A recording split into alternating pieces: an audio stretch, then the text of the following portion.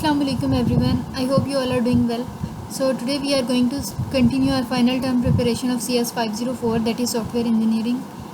So हमने last जो है इस क्वेश्चन पे ड्रॉप किया था लास्ट वीडियो. सो हम यहाँ से कंटिन्यू करते हैं. अच्छा, अब सबसे पहले आपके पास क्वेश्चन है discuss the symptoms and an example of memory overrun bug class. अच्छा, अब सबसे पहले यहाँ पे एक टर्म यूज़ हुआ है मेमोरी ओवररन. ठीक है, तो मेमोरी ओवररन जो है वो क्या होता है कि हम ऐसी मेमोरी को यूज़ कर रहे हैं जो हमसे बिलोंग नहीं करती, लाइक हमारे सिस्टम से बिलोंग नहीं करती.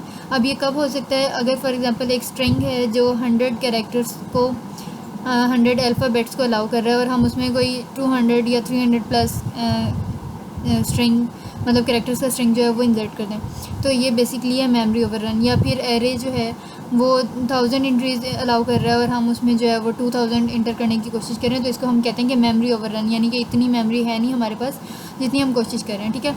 अच्छा, अब अगर कोई मतलब डीबगिंग का प्रोसेस है और उसमें मेमोरी ओवररन का इशू आ रहा है, तो हमें कैसे पता चलेगा कि ये मेमोरी ओवररन का ही इशू है? तो इसके कुछ सिम्टम्स आपने बताने हैं. सबसे पहले program crashes quite regularly after a given routine is called.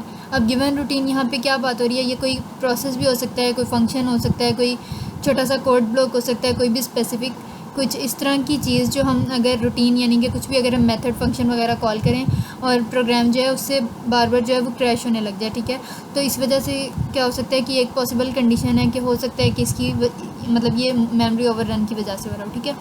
एक और है, the routine in question does not appear to have any such problem, the most likely cause is that another routine called in the prior sequence has already trashed variables और memory blocks. अच्छा, अब वो कह रहे हैं कि अगर for example कोई रूटीन कॉल कर रहे हैं और बार बार प्रोग्राम क्रैश हो रहा है, तो हमने सबसे पहले तो चेक कर लिया कि क्या इस रूटीन की वजह से तो मेमोरी ओवररन नहीं हो रहा. अब वो सेकंड पॉइंट में कह रहे हैं कि फॉर सपोज़ हमने चेक कर लिया है कि इस रूटीन की वजह से मेमोरी ओवररन नहीं हो रहा, तो अब हमने क्या करना है? इसका एक और सिम्टम क्या हो सकता है कि इस रूटीन से पिछली रूटीन, यानी कि अगर फॉर एग्जांपल मैंने फंक्शन 2 कॉल किया है और उसकी वजह से प्रोग्राम क्रैश होने लग गया, तो मैं क्या करूँगी कि मैं पहले प्रोग्राम 2 को चेक कर लूँगी कि क्या इसकी वजह से तो मेमोरी ओवररन नहीं हो रहा. अब मैंने चेक कर लिया, तो अब मैंने क्या करना है कि प्रायर सीक्वेंस यानी कि इससे पिछले वाला फंक्शन, पिछले वाला method, for example in my case function 1, मैं उसको जो है वो चेक करूँगी किस चीज़ के लिए कि क्या उसमें तो मेमोरी ओवररन नहीं हो सकता है कि उसने पहले से वेरिएबल्स वगैरह को ट्रैश कर दिया हो, डिस्ट्रॉय कर दिया हो. ठीक है, तो एक ये सिम्टम है. थर्ड है checking the trace log of the call routines leading up to 1 with the problem will often show up the error. अब आपने क्या करना है कि अगर आपने काफ़ी सारी रूटीन्स को अपने कोड ब्लॉक में एग्जीक्यूट करा लिया है, तो हम क्या करेंगे कि मेमोरी ओवररन को फाइंड करने के लिए लास्ट जहाँ से मेमोरी ओवररन स्टार्ट हुआ वहाँ से चेक करें, फिर अगर वो ठीक है तो उससे पिछली वाली, फिर उससे पिछली वाली, तो पूरा वो एक लॉग बना होता है, एक रिकॉर्ड बना होता है. तो उस रिकॉर्ड को हमने जो है वो पीरियडिकली सीक्वेंस वाइज चेक करना है और फिर हमें एट द एंड क्या होगा कि हमें पता चल जाएगा कि किस रूटीन की वजह से आपका मेमोरी ओवररन आ रहा है. ठीक है. अच्छा, अब यहाँ पे एग्जांपल दी हुई है कि कोई एरे है, उसमें 50 स्लॉट्स अवेलेबल हैं, इसलिए हमने कॉन्स्ट साइज डिक्लेयर किया है कि मैक्स एंट्रीज़ का 50. अब वो कह रहे हैं कि हम क्या करेंगे कि क्या होगा अगर हम कंट्रोल के अगेंस्ट जो है वो मतलब एंट्रीज़ जो है वो इंटर करने की कोशिश करें. अब फॉर एग्जांपल यहाँ पे देखें कि एंट्रीज़ आपने मैक्सिमम साइज़ इसका डिक्लेयर किया है 50, और यहाँ अंदर फॉर लूप में हम जाके कह रहे हैं कि भाई फॉर लूप तब तक एग्जीक्यूट करो जब तक लेस देन 100 मतलब चलता रहे, कि अब आपके पास साइज़ एरे का 50 है और हम 100 एंट्रीज़ को एग्जीक्यूट कराने की कोशिश कर रहे हैं, तो इसकी वजह से क्या होगा? मेमोरी ओवररन हो जाएगा. ठीक है. अच्छा, अब नेक्स्ट है right at least 5 general naming conventions for C++ और जावा. अब नेमिंग कन्वेंशन यानी कि हमने फंक्शंस, मेथड्स, क्लासेस को अगर नेम करना है तो उसके क्या रूल्स हैं? सबसे पहले names representing types must be nouns. अब अगर नेम है तो डेफिनेटली जैसे हम इंग्लिश ग्रामर में पढ़ते हैं कि कोई नाउन होना चाहिए. ठीक है. और उसके अलावा मिक्स्ड केस होना चाहिए, यानी कि इसमें अपर और लोअर केस दोनों ही यूज़ होने चाहिए. और जैसे ये है फॉर एग्जांपल लाइन है सिंगल, तो ये कैपिटल से स्टार्ट किया और ये लाइन प्रीफिक्स बन गया. ठीक है. और इसी तरह से नेक्स्ट आपके पास है फाइल प्रीफिक्स. अब मैंने फाइल गैप प्रीफिक्स नहीं किया, बल्कि आपने विदाउट गैप विदाउट स्पेस सिर्फ आपने कैपिटलाइजेशन का जो है वो ध्यान रखना. ठीक है. अच्छा, अब नेक्स्ट है वेरिएबल नेम्स जो हैं वो भी मिक्स्ड केस होने चाहिए. वेरिएबल्स वो होते हैं जो हम खुद से डिक्लेयर करते हैं. ठीक है. नेक्स्ट है names representing constants must all B upper case. अब अगर कोई कॉन्स्टेंट, कोई मैक्रो इस तरह का कुछ आपने डिफाइन करना है अपने कोड ब्लॉक में, तो वो सारा कैपिटलाइज्ड होना चाहिए, कैपिटल लेटर्स में होना चाहिए. ठीक है. और उसके अलावा अगर दरमियान में गैप लाना है तो आपने, अब क्योंकि वो खुद से तो सारा पहले से कैपिटल है, तो उसमें तो हम लोअर केस अपर केस का इस तरह से जैसे फाइल प्रीफिक्स में ध्यान रखा था कि गैप ना लगाना पड़े, सिंपल हम कैपिटल एक प्रीफिक्स का पी कर दिया. अब इसमें तो देखें क्योंकि ऑलरेडी ये सारा मतलब उसमें है कैपिटल लेटर्स में है, तो इसको हम कैसे लाइक इसमें गैप देंगे, सिंपल आपने अंडरस्कोर जो है वो यूज़ करना है। नेक्स्ट है names representing methods and functions should be verbs. अच्छा, अब फॉर एग्जांपल यहाँ पे ऊपर हमने देखा कि अगर टाइप्स हैं, कोई डेटा टाइप्स वगैरह हैं, तो उनको नाउन से डिनोट करना है, और अगर कोई मेथड्स एंड फंक्शंस हैं तो वो वर्ब होने चाहिए, ठीक है। जैसे उन्होंने यहाँ पे एग्जांपल भी दिया है, get name, compute, total width और इस तरह से।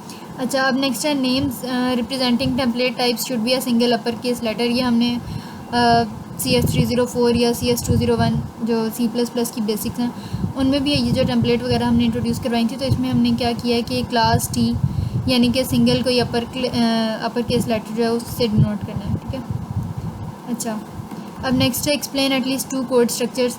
अब कोड स्ट्रक्चर्स जो हैं वो ओवरऑल 4 टाइप्स के होते हैं, वाइल, फॉर, केस और इस तरह से, ठीक है। तो अब यहाँ पे कोई से 2 आपने बताने हैं। तो सबसे पहले यहाँ पे है केस का बताया हुआ है, in case statement control can take either of the several branches. अब फॉर एग्जांपल कोई आपने मिल्क शेक बनाना है और उसके डिफरेंट इंग्रेडिएंट्स हैं कि उसमें स्ट्रॉबेरीज़ और बनानास, मैंगोज़ ये सब कुछ डल सकते हैं।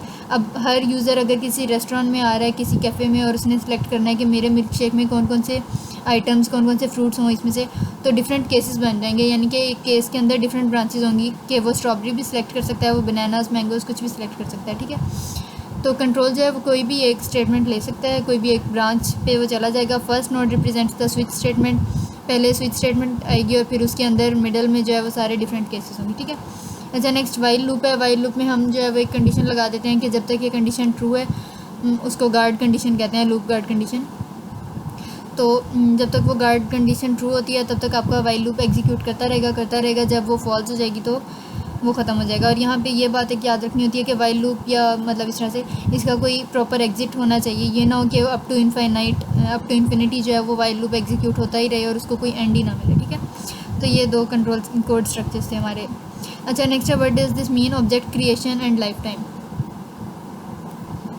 अच्छा, अब ऑब्जेक्ट क्रिएशन का बताया हुआ है और life time point of view का, कि इसका यह मतलब है कि अगर कभी हम किसी ऑब्जेक्ट को इंस्टेंशिएट करें।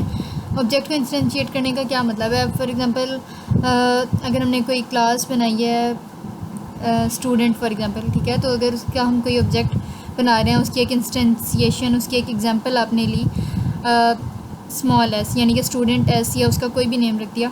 तो अब इसका क्या मकसद होना चाहिए कि जब हम उसका मतलब ऑब्जेक्ट की एग्जांपल बनाएं, उसकी इंस्टेंशिएशन, उसकी इंस्टेंस अगर हम कोई क्रिएट करें तो उसके साथ सारे पार्ट्स क्रिएट हो जाएं, और जैसे ही हम कोई डिस्ट्रक्टर कॉल करें, मेमोरी को डी एलोकेट करें, तो सारे पार्ट्स उसके साथ डाई हो जाएं, ठीक है। तो object creation and life time का यही मतलब है कि जब कोई ऑब्जेक्ट की इंस्टेंस आप क्रिएट करें, इंस्टेंशिएशन करें उसकी, तो साथ के साथ वो क्रिएट हो सारा कुछ, और जब जैसे ही हम उसको डिस्ट्रॉय करें, उसकी लाइफ टाइम को एंड करने लगें, तो उसकी सारी इंस्टेंसेस जो हैं वो साथ साथ डिलीट हो जाएं। अच्छा, नेक्स्ट है how can one avoid hazards caused by side effects while writing code. Side effects defects को कहते हैं, यानी कि कोड अगर जो हम एक्सपेक्ट कर रहे हैं कि कोड हमारा ये करेगा और वो बाद में ना करे, तो उसको कहते हैं कि ये साइड इफ़ेक्ट हो गया, ठीक है, ये डिफेक्ट है कोड में। तो हम इनको अवॉइड कैसे कर सकते हैं? सबसे पहले never use comma except for declaration. अगर आपने कुछ डिक्लेयर करना है फंक्शन या वेरिएबल्स वगैरह को, तो सिर्फ कोमा तब यूज़ करें, अदरवाइज़ ना करें। नेक्स्ट है never use multiple assignments in the same statement.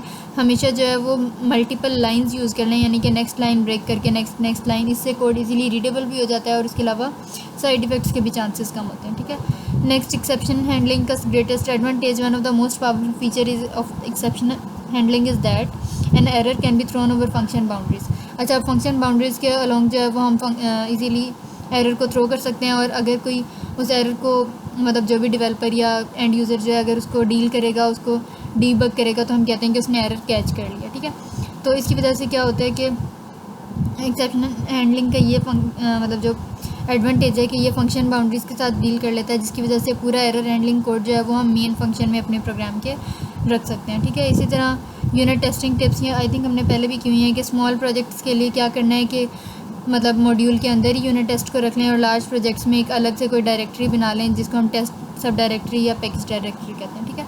So that was all about today. इसमें अगर कोई क्यूरी हो तो you can always drop a comment and I will answer your questions. Thank you.